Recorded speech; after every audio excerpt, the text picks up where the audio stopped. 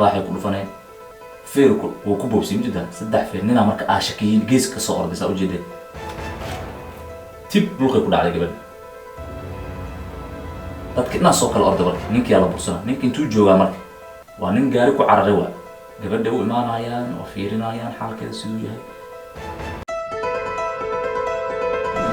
kaliya muuqaalka ma quseeyo gabdhaha sidoo kale ragga ayuu quseeyaa waxa meeshan ka dhacaya waa wax baraatiga oo itus itaabsiya marka gabar waa kula dhalatay wiilow gabaray adiguna naftaada muhiim ay ku tahay wacyigelintan muuqaal kale oo itus itaabsiga ah waa kaaga diga oo kusoo gaarsiiyey wiilow gabadha walaashaa gaarsiiya haddaysan ogeyn adigana gabaray gabdhaha kale saaxiibada iyo adiguba isku naxo isgaarsiiya waxa meeshan ka dhacaya ama gabadhan ku dhacaya beriya kugu dhici karaan maanta waxaan ka hadlaynaa arrin khatara runtii weliba dumarka halis weyn ku ah kaamirada ayaa duubtay sida caadada ahna waana soo gaaray muuqaalka waxaa dhacaya meeshan nin ayaa raba gabar inuu si xooga weliba meel baabuur ugu baakiman yahay jidka dhexdiisa raba inuu xoog gabadha inta ku maqooniyo sidoo raba ka yeesho sidoo kale uu ka gaarsiiyo cirbad oo gacanta ku wato ku mudi rabo sida dadkii ay goobjoogayaasha gurmadka koow sameeyay ay noo sheegeen rabana iyada oo nafta ay kasii dhacaysa ama tabar aan lahayn inuu ku qaato gaari xaaladaas halkaanay ka dhici doontaa toos ayaa loo arki doonaa waxaa arki doontaan gabadha siday u harbinayso u dagaalamayso oo ay iska celinayso midda aan kuugu daro waqtigu ma aha xilli dambe xilligu waa 1 saac iyo 15 daqiiqo marka ahayd yaaqshiday ka dhacday waxaana ogaan kartaa gurmadka markiiba ay helayso gabadha oo haddii xilli dambe ay tahay aanay suuragal noqon lahayn gabadhaas waa ku dayn lahayd laakiin geesiyad waa muuqaalka aan fiirsano war badan looma baahne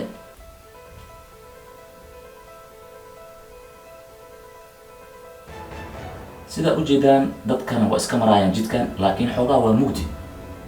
cidla ah waaye dadka maraya aaday ugu yaryihiin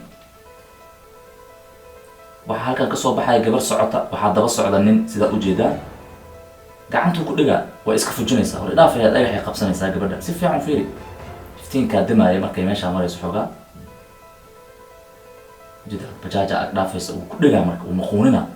labada gacan ka hayaa iska riixi gabadha xoogaa naf yaro waayo xayeysiya oo kumitida ninka gacanta wuxuu ku wataa waxaa la sheegay ilaa hadda inay waxay yihiin aad loo xaqiijin waayo laakiin cirbad loogu tilmaamay dadkii gurmaday sababtoo gabadha joogay ka dhici doontaa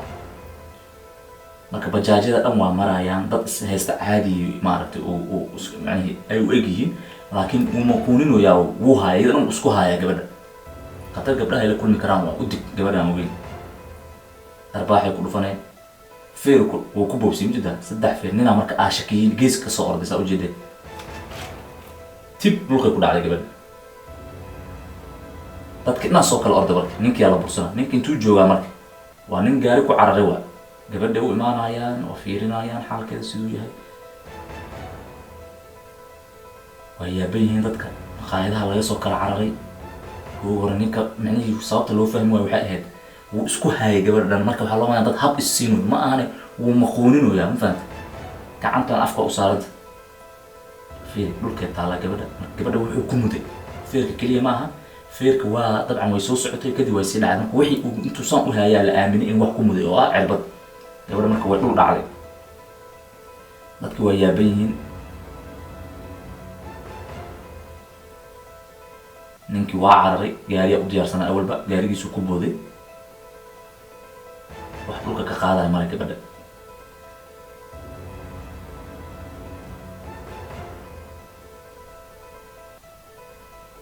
u fiirsan muuqaala dadka dhow soo shamaan bajaaja istaaga xitaa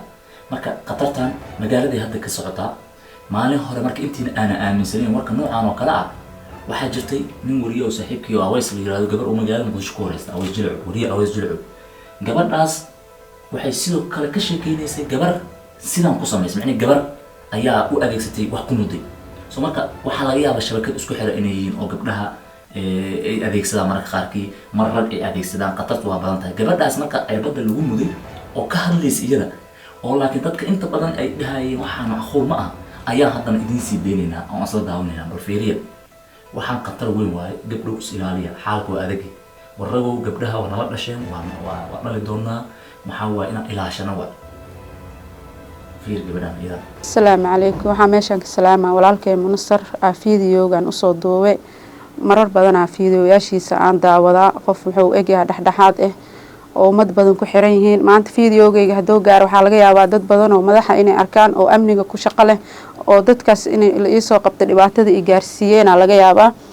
aniga gabar ay dhibaataysan jimcadii 6 saac camal ee baawur ila soo raacday dhinacaygaani fadhido gabar oo 7 jir camal ay wadatay meeshaan gacantaani wax xoogan iiga dhufata marka aniga saan ma soo jeedin dhinacaana fiirinay dariishada xigay gabadhi markaa soo jeestana gacnaheeda hoos ay kula wada jirtay wax sikan ay camal u ekaad shar mu arkin waxa isdhaa fartoonay gabadhan waxa laga yaabaa inay wax soo baxsayso cunugan horteeda taagneede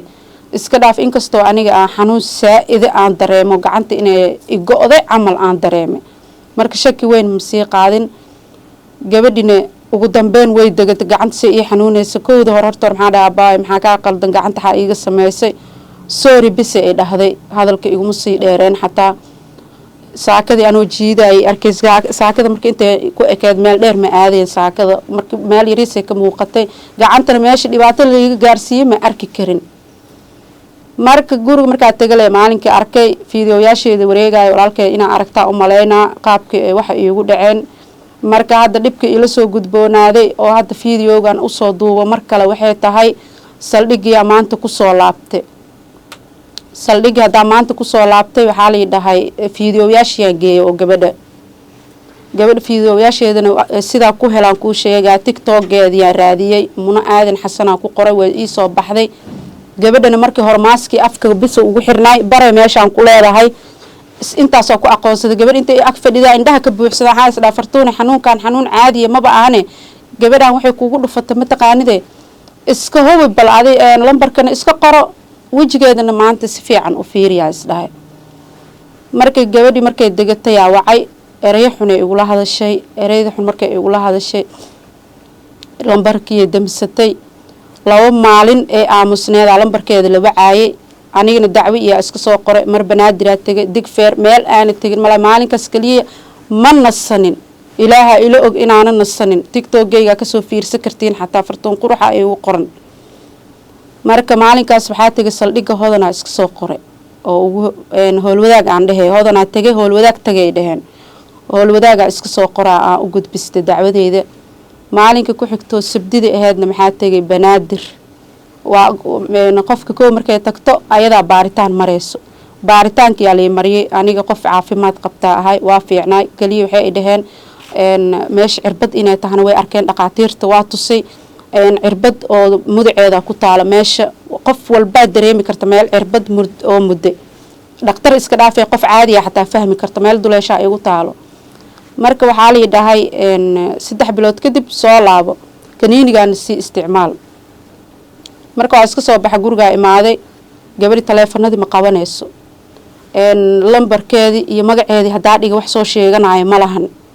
markii dambe maalinkii shalay ahayd adiga axad ahayd shalay maano maalinkii shalay axadi maxaa isdhaa inta fikir fartuunay gabadhi magaceeda waaba heesaaye TikTok ku qor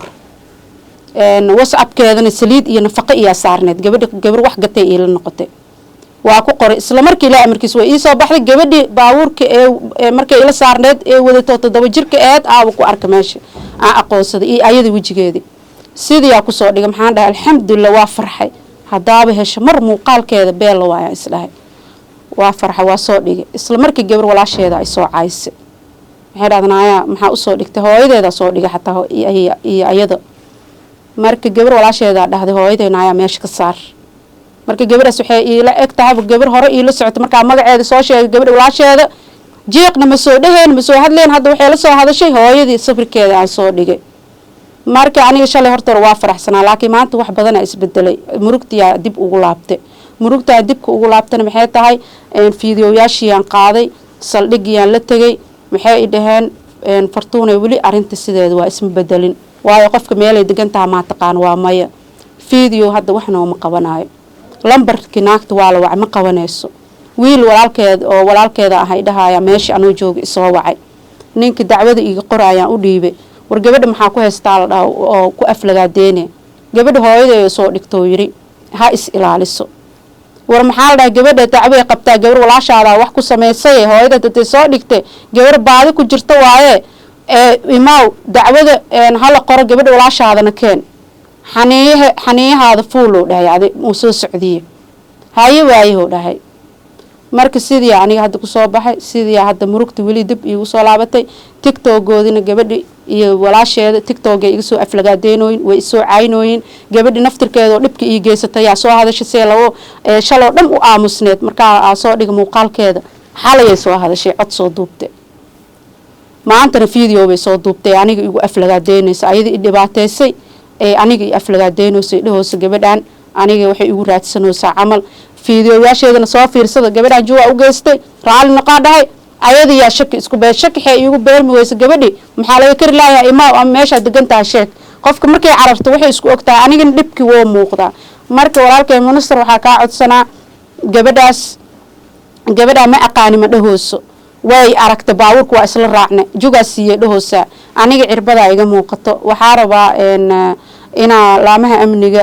warkaada iigu gaarsiisid adaa codkaada dheeryahay